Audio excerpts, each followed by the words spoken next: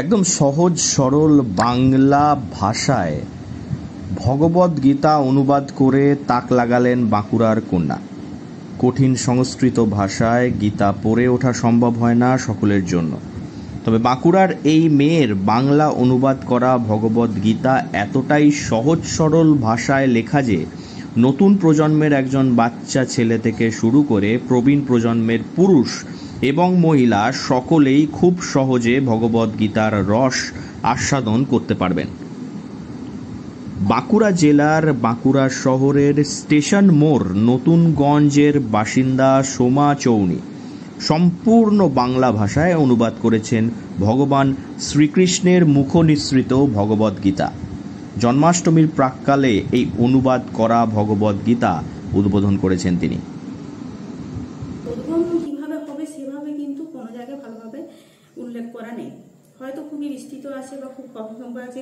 আমি যে গীতাটা প্রকাশ করতে চলেছি বা প্রকাশ করেছি সেটা হচ্ছে সমস্ত ধরনের মানুষরা যাতে সেটা উপলব্ধ করতে পারে, এমন 7 বছরের একটা মেয়েও যাতে সেটা পড়ে যাতে বুঝতে পারে, বা 70 বছরের একজন বৃদ্ধ বা 80 বছরের একজন মানুষও সেটা পড়ে উপলব্ধ করতে পারে। এছাড়াও নিউ জেনারেশনকে বেশ। সোমা চৌনি সংস্কৃত ভাষা নিয়ে করেছেন পড়াশোনা। বর্তমানে একটি কলেজে শিক্ষিকার কাজ করছেন তিনি। জীবনে প্রত্যেকেরই কঠিন সময় আসে। সোমা জানিয়েছেন যে তার জীবনেও একটা কঠিন সময় এসেছিল যখন তিনি ভগবদ্ গীতার মধ্যে উত্তর খুঁজতে চেয়েছিলেন এবং পেয়েছিলেন সেই উত্তর। খুঁজে পেয়েছিলেন মানসিক শান্তি এবং হারিয়ে যাওয়া আত্মবিশ্বাস। গীতার কঠিন ভাষা বুঝতে না পেরে নিজেই তিনি সিদ্ধান্ত নেন গীতা অনুবাদ করার কথা। সোমা চৌনি জানিয়েছেন, আমারও ঠিক সেরকমই মনে হয়েছিল সবাইকার মতনই, কিন্তু আমি কারোর সাহায্য পাইনি। এই জগৎ প্রচুর স্বার্থপর, সবাই নিজের স্বার্থ অনুযায়ী কাজ করে, এটা সত্যি কথা।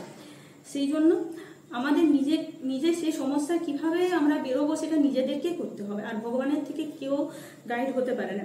ভগবান জন্মাষ্টমীর দিন এই বাংলা অনুবাদ করা ভগবদ্ গীতা নজর কেড়েছে সকলের।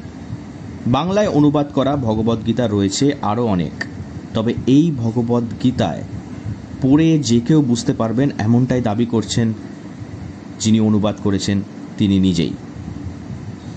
খুব শীঘ্রই এই ভগবদ্ গীতা পাওয়া যাবে বলে জানিয়েছেন সোমা চৌনি। বাঁকুড়া থেকে নীলাঞ্জন ব্যানার্জির রিপোর্ট, লোকাল 18 বাংলা।